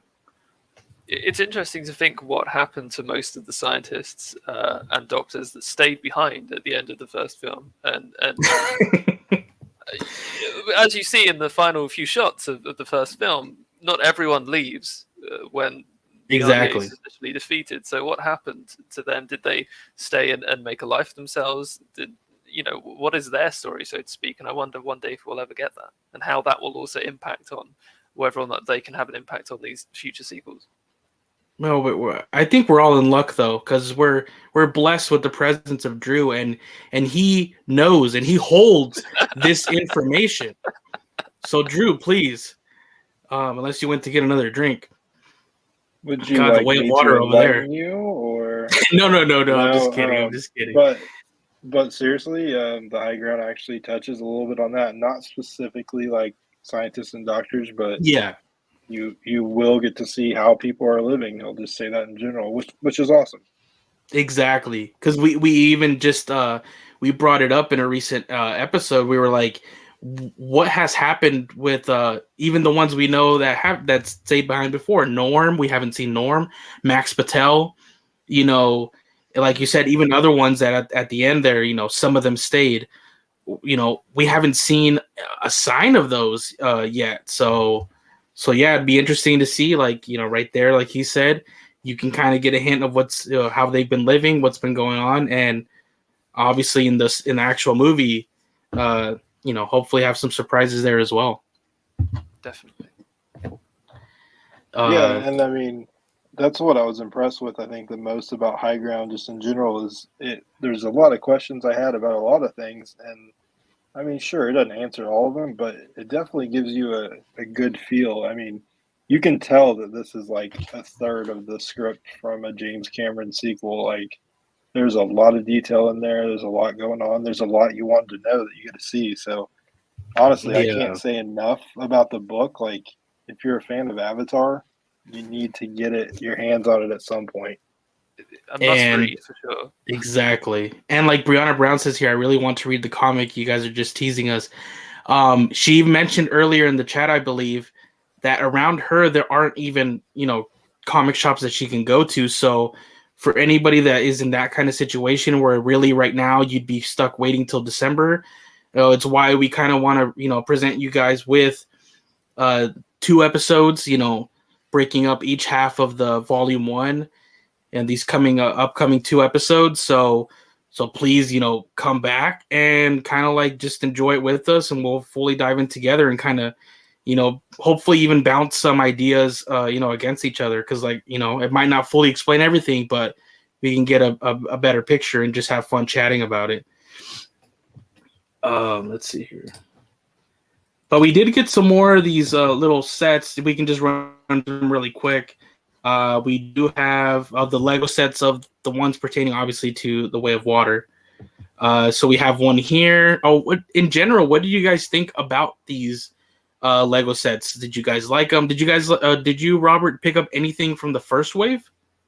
I haven't yet. I have seen them in retail, and I do want to pick them up, but I feel like that might be a thing further near Christmas at this point. There you go. Yeah. But I absolutely love the second wave of sets. I think it's wonderful how these sets are focusing much more on the Na'vi than they are humanity and the RDA. You still have elements like the crab suits in there and, the Mako sub, but it's wonderful to see them focusing more on the creatures, the flora and fauna of Pandora itself, because I feel like the first wave was a good mix of the two. You had sets that included both humanity side and Na'vi side. And that also kind of makes me wonder if we are going to get a third wave of these sets, would they then switch that on its head and focus more onto humanity's side and have more vehicles and more kind of industrial sets, more kind of scenes from humanity's side? I mean, Exactly. in an ideal world, I'd love something in terms of a big, massive, flagship set for the whole line being something like the Sea Dragon or something like the Valkyrie. I mean, something along those lines is something I can only wish that would happen in the future. Exactly. That's actually a great point. Drew, what do you think about that? Like maybe wave 3, because honestly, the promotional material is following suit. Whereas right now, even with the trailers, we've seen more of the flora and fauna, the Navi side, and we've hardly seen anything of the RDA. So maybe this will follow in that, in that regard, where they don't really want to show you more of that, until maybe after the movie, after you've seen it in the movie. And like you said, it would make a good compliment. Like you finally would have like kind of equal footing there, and you can actually build your scenes from the Way of Water, not just like the Navi scenes. What do you think about that? Well, in the high ground, it says that Wave 3 is a Lego. No, I'm kidding. No, that's a really good point. And honestly, like Lego does mechanical stuff best, I think. I mean, being blocks. But I love that they've been sticking with more Navi than anything else. And I think they're going to continue that trend versus going. I mean, I'm not saying we couldn't get a big, awesome set of something that's, like you mentioned, an RDA ship or whatnot. But I think the trend is definitely to keep pushing the Navi. I mean, that's the good guys. That's who we're supposed to like. That's kind of the theme behind everything. So I don't think they're going to go heavy RDA, but man, just sprinkle them. Sets. Like they look awesome. Yeah, they look good. Like this one right here, like this one's awesome. And as well, everybody, the price points are lowered for this second wave, so that's great as well. That's really good. Yeah, that's really good because I believe in the first wave, the one with the Tree of Souls went over 100. I think the most expensive here just goes to, I believe, 80. Just don't quote me on that, but I believe 80 or 90. So it's even under 100 for the biggest set here. And like you're saying, you would think that the easiest thing that they can make is mechanical stuff, but I love that, like, they're going that extra mile to push more of the creatures and the environments. And I love you always get like the little, even if it's just a little side piece of the environment. If you do get multiple sets, you get a good little chunk of Pandora to kind of like, set around it. So for Lego lovers, like, it's probably a dream. I was going to say, for all those who want to build giant mocks out of all of this and create their own huge, massive scales Pandoras, they will easily be able to with these sets. Exactly. And this one here, we kind of get a look at the little the village, and it's awesome. I'm loving it. I love that they live just right above the water. It's just like the access is just like literally just jump out of your house and you're just in the ocean. That's awesome. Water is such an important part of their culture, so it does make sense for them to be so close to it. But in terms of how it's also integrated into the environment, most of their houses and settlements are built into the giant mangrove trees that line the coasts. And so I think that's what kind of you see the two pillars at the bottom of this set may be trying to represent, which is really nice to see. Yeah. And then, we get this set here, and it kind of like how we were touched on before, you get Jake and Tonowari. So you kind of get like already the hint, they could become buddies. And it shows here, how, because we read in the preview page for the visual dictionary, how hard it is to even bond with the Skimwing, that, Jake once again is going to put all this, dedication and hard work. It's not just going to be easy. So you could see he's really throwing himself really fully into the Metkayina. So that's also really good to see. Definitely, and it's brilliant as well. You were saying earlier about how Lego as a company, when they're designing these sets, they are much more comfortable when it comes to designing machines and vehicles. But how well they've done with all of the creatures that we're seeing here. I mean, the Skimwing looks amazing. The fact that they've used Technic pieces to create these brilliant-looking membranes for the wings is quite phenomenal. And despite only having to use blocks, it still looks organic enough to be a creature. You can see that that's a creature in itself. It's not just square blocks put together to try and look like something. It actually does look organic and would flow like an organic creature would. Exactly, and I believe all the heads of all the creatures that they have done so far are brand new sculpts. So they went that extra mile. Usually they try to reuse parts from other sets and redress it and repaint it, but that's a Skimwing head right there. We'll see later on the Tulkun, the Banshees in the first wave. What do you think, Drew, of the sets here with the Skimwings? You like it up there with those Banshees from the first wave, or what do you think? Yeah, I do, and I do like that they have Tonowari and Jake, because we've seen so far that both of them are going to be riding Skimwings. So, I mean, it kind of lets you choose which character you want to put on it. But Exactly. also, I was curious: are you collecting this line at all, Jerry? Like, is there any reasons you are or aren't collecting this line? I haven't dived into it yet. I mean, I dived into fully like all wave one of McFarlane. So I didn't have a chance to dive into like the first wave of Lego because you needed like unlimited funds to get like every. It's funny because 13 years of not even having this as an option, now you're presented with so many options that we have to start like, okay, well, I mean, I'll get this over here, but maybe not this over here. But hey, it's great to at least have.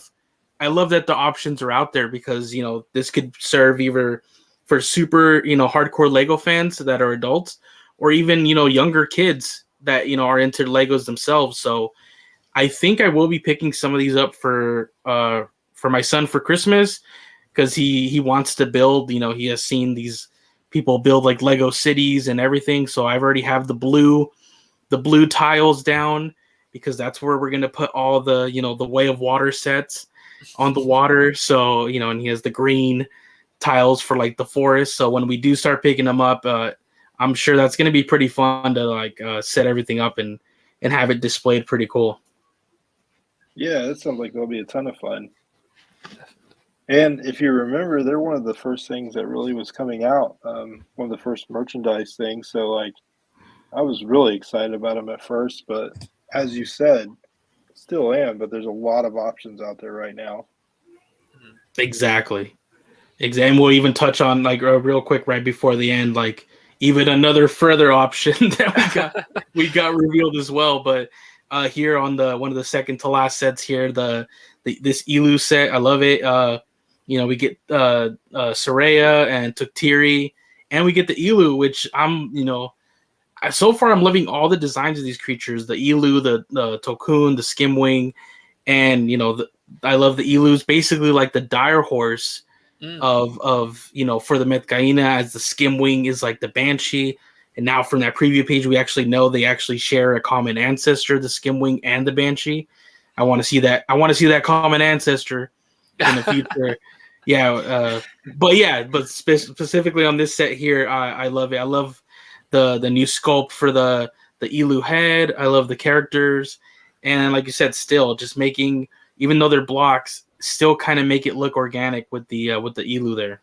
Definitely, and from what you can see, it looks like the Elu will be quite posable, even for a Lego set. So you can, have that motion, that organic fluidness to it, despite being bricks. For me, Elu are easily the standout creature of Way of Water. So seeing this Lego set brings so much joy to me. And also, I would absolutely kill for an evolutionary tree of all of Pandora's wildlife. Hopefully down the road, right? Hopefully. We can hope. What do you think, Drew, about this set here? I was going to ask Robert if he's seen the Elu that they have at Avatar: The Experience in Singapore. I was just curious if he had checked that out or seen any pictures of that online. I have seen pictures, and it is very impressive. In fact, the whole experience is very impressive, and I would love to visit it if possible. But obviously, not as viable as I'd like.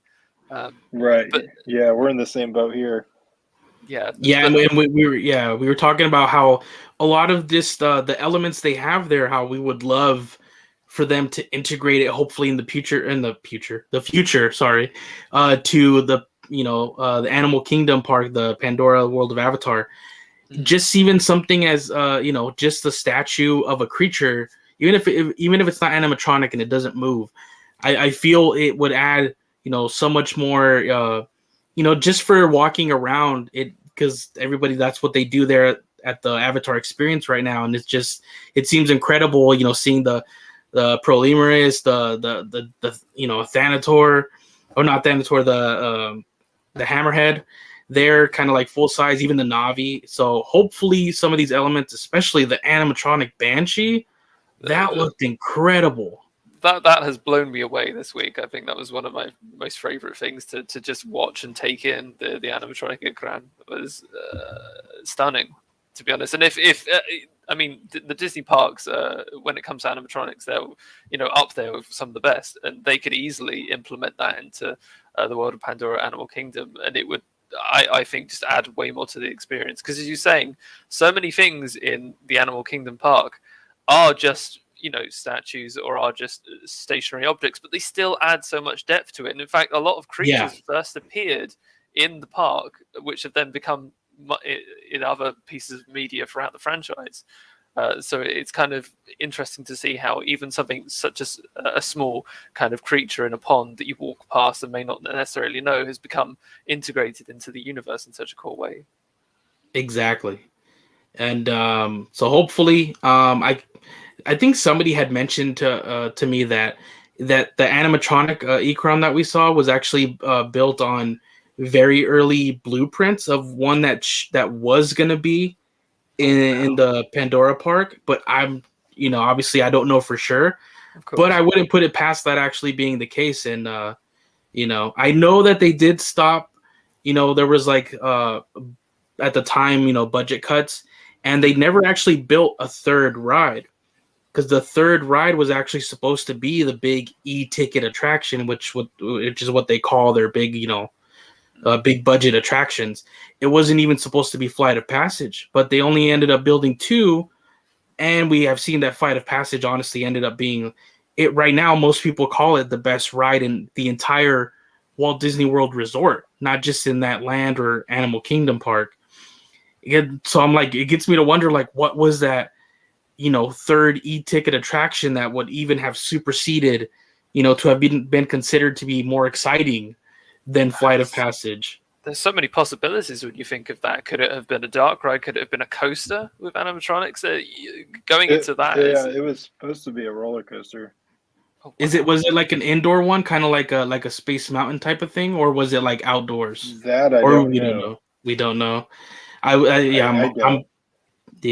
hoping, with the success of the sequels, hopefully that would mean, because I know they have the space for an expansion for it if they wanted to.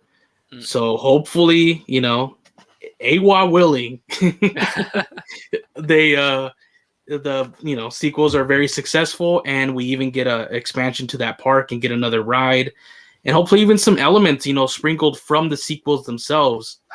I mean, so hopefully. We was talking earlier about how in universe, the valley is so close to the villages of the Metkayina. Imagine having a village there as part of a new expansion to the park, and how thematically that would tie in so well. And you could have your next ride could be based around the tribe. There you go. There you go, Drew. That would be amazing. Oh man. I would have to watch it again because it's been a little while, but I am not convinced that the people we see on the ride are the Metkayina. Not going off my memory anyway. It could be another water-based clan or another reef clan, as they were saying before in the comments. For sure. I think they have the type of tent or structure that we saw the Teirangi clan have. Interesting. Which it's kind of an odd. It's kind of hard to describe. I think you're totally right, though. Yeah. Yeah. And it doesn't look right away. It doesn't give off what we know now. With them, building their villages by like Robert was saying, the mangrove trees and all that. I don't believe in the footage we even see like the mangrove trees, unless I missed it. So I believe you're right. Like this could be a different. It's just another water-based one, and it helped us see a lot of these water creatures, but maybe it's not specifically that clan itself. So I guess we'll find out in High Ground Volume 1. Yeah. I already know the answer to it, but I'll let you guys talk about it. Oh man, I love it. Totally kidding. And then the last one was the set with the Tulkun and Loak and the crab suit with just random Joe #1. So I can't wait to have the crab suit driver minifigure. Yeah, That's you have to love it when Lego has to put in a figure, but they don't have a character to use, so they have to just say, "Oh, this is a random grunt." I love it. You can make up at a least story. he has one. Yeah, you can make up a story Exactly. for him. He's worked hard. He's rised up the ranks of the RDA, and now he's in this crab suit, for better or worse. Because Wave 2 of McFarlane, they gave you a crab suit in the 7-inch scale, but they gave you no driver. I was going to say, come on, McFarlane, we need It's like a I'm crab supposed suit to driver now. Yeah, I'm gonna put human Quaritch in the crab suit. Yeah, that's gonna in my head canon. That's gonna make sense. That's the only one that fits, or a GI Joe or something.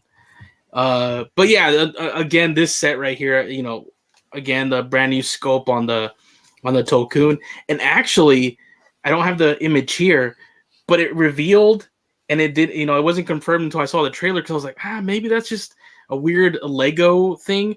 Where have you guys noticed the way the mouth opens on the Tulkun, kind of like yes. I don't know even how to explain it, but it's like kind of segmented off in different pieces and it opens up. Looks like the end of an orange almost.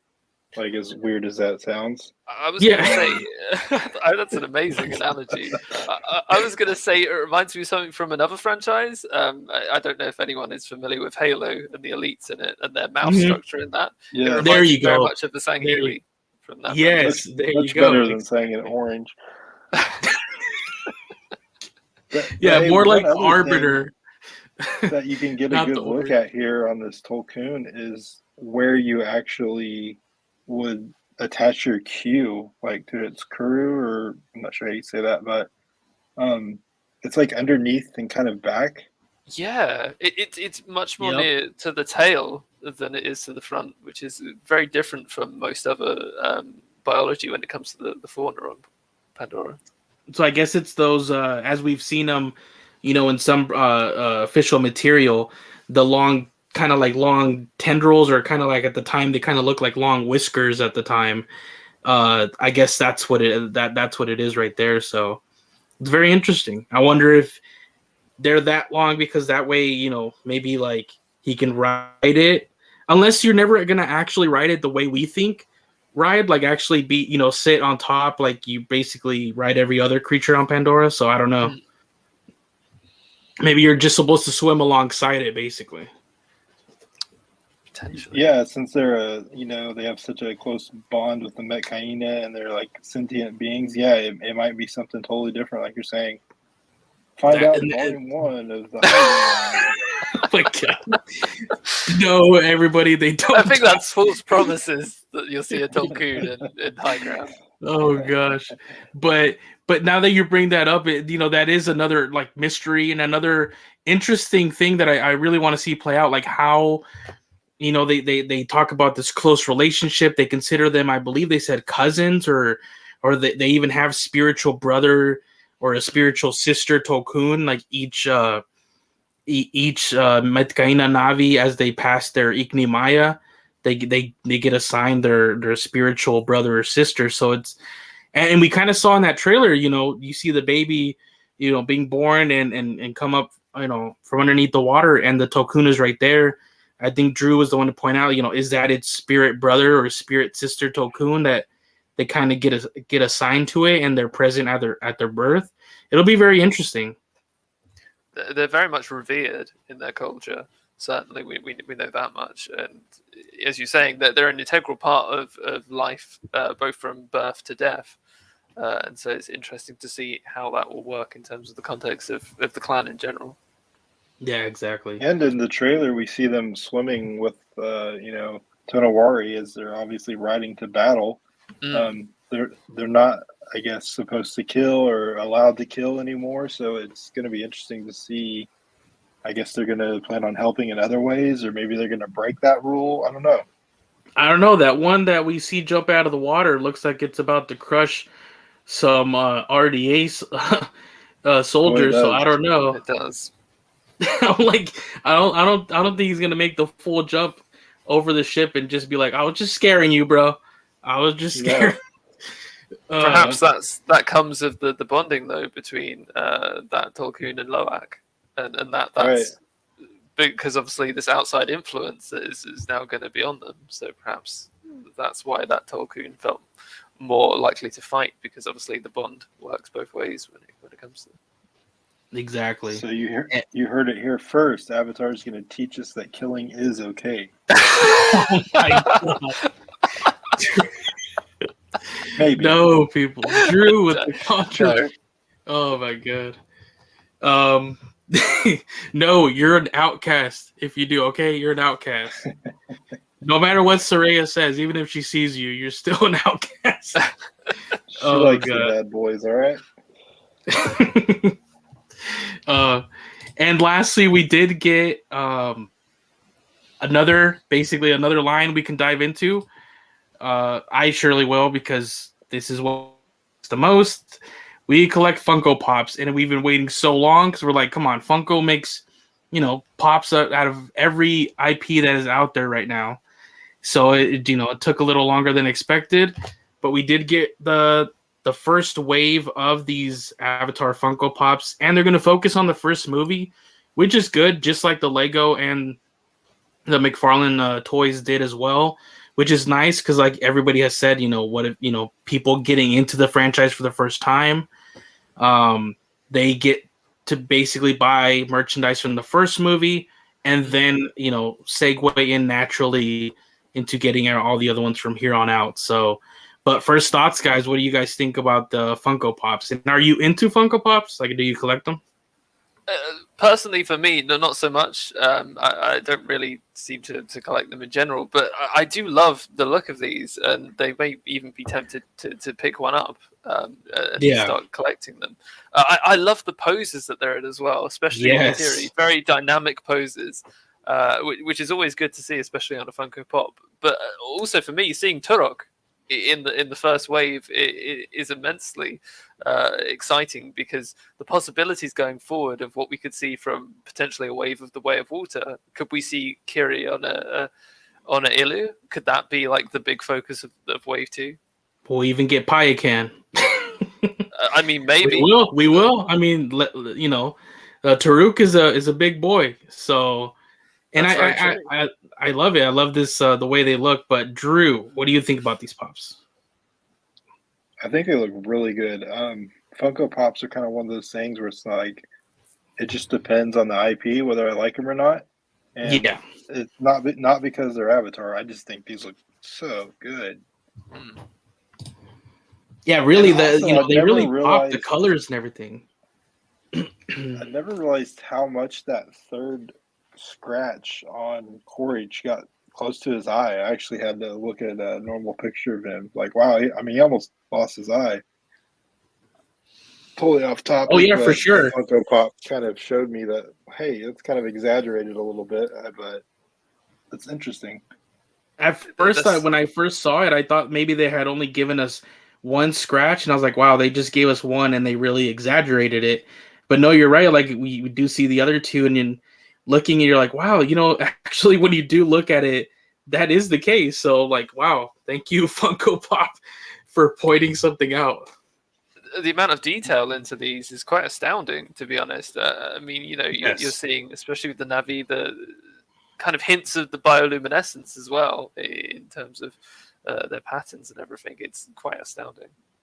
Yeah, you gotta think they're gonna have the glow in the dark. I mean, it's not said, but I would assume, or at least they're they love to do like exclusive variants or variations on them that might be glow in the dark if these are not. But you got right there like the dots or the just different elements of the Navi and the avatars themselves that can easily you could use that feature for. But yeah, I love them, and like I was saying, the detail, and that's why like recently we have gotten my family has gotten into them the past couple of years. Because like you get really good poses, really good details that you didn't even, maybe 5 years ago, 6 years ago, they were kind of more in still like neutral poses. But I love the dynamic posing we got here with the Neytiri, especially, even the base Neytiri kind of giving you sort of that crouched one where she's defending Jake from Sute with the dagger and like the snarl. It's sort of like that, just not identical, but obviously the number one is going to be Jake on the Taruk. Like you get the full Taruk Makto there, so that's awesome. Yeah, it just makes me want to see the Jake and Neytiri on their Ikrans, honestly. As cool as that Taruk looks. That would be amazing, especially if they did go full into the bioluminescent glow in the dark aspect with the Ikran. Exactly. This line can be really good. And I mean, these already look amazing. Like they'll stand out easily, apart from even if you have other Funko Pops or if you never collected them. I think these are really eye-catching. So I'm happy with this one. And Quaritch in like a very Quaritchy pose. So it automatically did scream Quaritch to me. So I was like, you know what? That is perfect. And very it's good. Standoffish. Yeah. And we'll get a human one before we eventually will get like a recom Quaritch. So it's cool. I love that, we get to still relish in the first movie before fully going into the sequel and then the other future sequels. Who knows? Maybe in future lines we might even get our good old character of Crabsuit Driver. You never know. Dude, that's like crossing your fingers for that one. Everybody please go buy this entire wave so that one day we can get... Because what they'll give you is a crab suit, but you didn't buy enough for them, so they didn't give you a little person in the crab suit. So it'll just be the crab suit. Todd McFarlane, please. give us another random 7-inch RDA. It doesn't have to be come on, it doesn't have to be a recom. Just give me a standard person that can fit into the crab suit. That's all we want. Yeah, you don't even have to get likeness rights. We just need generic male or female in the crab suit. Exactly. Just call up Drew. He'll give you his likeness for free. So there we have it, guys. Crab suit. He'll be in the crab suit and even in that new amp suit, like the variation with the flamethrower, right? I believe. Yeah. So that one doesn't have a new pilot. So man, the 7-inch Quaritch is going to be pulling. He's going to be in all 3 vehicles for different pictures. But yeah, guys, that's pretty much most of the news that came out this week. There are also like some magazines that they've announced. One of them is the Disney 23 that you can get towards the end of November. But if you sign to become a gold member for it, it is $99. So I don't think I personally will get it just for one magazine, because other than that, I won't really. You guys plan on getting that? There's also a Total Film one that they announced today. I will be getting that because it does have a digital version. Yes, the cover of the film magazine looks quite impressive. It's very eye-popping. Yeah. Drew, you getting it? If I can find it, I will. I had a hard time finding the magazines that came out earlier in the year, the Empire and Total Film. So might end up being a digital buy for me, but if I could find it on a shelf, I would love to have it. Just because, like Robert said, the cover is awesome. Yeah, like I want a digital version just to have an easy, readable version, but I do want to collect like the physical, because I mean it brings me back to before the first movie came out. I think that was literally the last time I was really buying. Before The Force Awakens came out, I was buying magazines too. It takes me back to then, like it kind of like time and place that I don't know. I'm kind of weird. I like to collect magazines sometimes especially before the movies come out. And then when when I look at them again, I'm like, man, this is one we didn't even know, like everything that was in the movie. And a little bit, time and place, little collectible there. That's pretty cool. At least I like to. It's very nostalgic, especially Yes. in our modern age where a lot of publications are going fully digital. The ability to have a magazine in hand and actually have something physical to hold and to read through and to flick through is still wonderful these days because, as we go on, they'll become less and less, unfortunately. Yeah. And honestly, before the first movie came out, it was like really, because I was really interested in two things. It was like the movie itself, and I was really interested in all the behind the scenes, like the 3D, especially because there was the talk of the town at that point. So there was it was either just regular film magazines that would touch on have the movie itself on the cover, but then they would also be on these technical type of magazines that were more going into the whole 3D aspect and everything. And I loved at that time, it's very nostalgic that I loved picking those magazines up and just learning all about the 3D and everything. But yeah, because I don't know, I don't think I was on the internet obviously as much as everybody is nowadays, where you can get everything. So it was still pretty cool back in the day to just get some information, like you said, just from a magazine. So pretty cool. Definitely. Well, yeah, nothing guys, beats having something you can actually hold in your hand.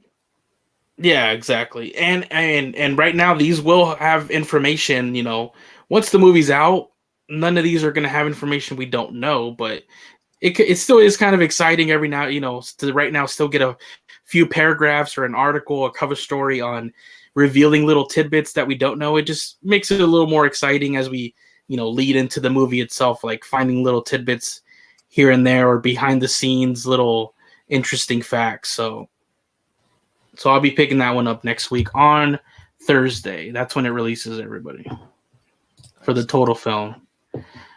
All right, guys. Actually, let's see. Yeah, pretty much that is everything that we were going to cover in this episode. Like we said, we'll cover the first half of the High Ground Volume 1 next Friday. So come back if you either get it and read it and just want to discuss, or if you can't even find it and you just want to be part of the conversation anyways. There will obviously be spoiler tag, clearly in the title of the video. So do not come if you don't want to be spoiled on certain aspects. But I want to say a huge thank you to Robert from Pandora Explored for joining us. I had a great time, and it was great to finally talk to you and just talk Avatar. It's our, mine and Drew's favorite, thing to do is just have this conversation with the people in the chat and ourselves. So thank you so much for joining us, man. Thank you so much for inviting me. Thank you so much for having this chat. It's been wonderful to discuss all this with you. And it's just wonderful to be a part of this community and see all the amazing content that is going, because YouTube makes some outstanding content out there. And there is, wonderful content creators on YouTube at the moment making Avatar content. And we're really getting a sense that the community is growing. And it's brilliant to see. And I just can't thank everyone for all of the wonderfulness that you're making. Exactly. Thank you so much for your said, kind words. Robert. Yeah, well said, man. Thank you. And always thank you, Drew, for, being my co-host on this show. I have the best time, on YouTube, and just being a part of this community. It's become my favorite part of it is just co-hosting the show with you. So thank you so much. And honestly, everybody that tunes into us, thank you so much always being here. I know it's not the best time for everybody. Please, everybody in the chat, for Robert here, it's, I believe, going on 4 or 5 a.m. So it's nearly 5 o'clock in the morning here in the UK. Guys, he started at 3 a.m. his time to be here with us. So, right there. So please subscribe. That means you need to subscribe to his channel. So top of the description, subscribe to his channel, because he stayed awake. He had 5 cups of coffee. He drank that Quaritch coffee mug, and he stayed up to talk with you guys and with us. So yeah, guys. Yeah, and he makes great content. I mean, he's a big reason that we're even here right now. So exactly, for sure. You guys are too kind. You really are. I can't thank you enough for inviting me on. And for discussing everything, and it's just brilliant to see, and wonderful to see everyone in the chat as well. And thank you guys. There's some amazing questions tonight, certainly. And I think at the very beginning somebody asked me where I come from, if it was the UK or Australia, and it's the UK. I'm English, so. Yeah. So yeah, and obviously this will be the first of hopefully many, discussions that we have on Avatar itself. So yeah, I hope everybody had a good time with us tonight, and here's for many more in the future. Thank you so much, everybody, for tuning in. This will be us signing off for now. We'll see you back again next Friday for, as Drew says, it's called Avatar the Hype Ground Volume 1. It's not even the high ground anymore. So please, we hope to see everybody back here next week for the true hype. So all your questions answered. Everything you've ever wanted to know. You have to see the high ground now. Not even about just Avatar, just questions of the universe, life, meaning. Just come back, okay? We'll have everything for you next week. All right, I think that's time for us to go. Thank you so much. Love everybody in the chat. Thank you so much. Thank you so much, guys.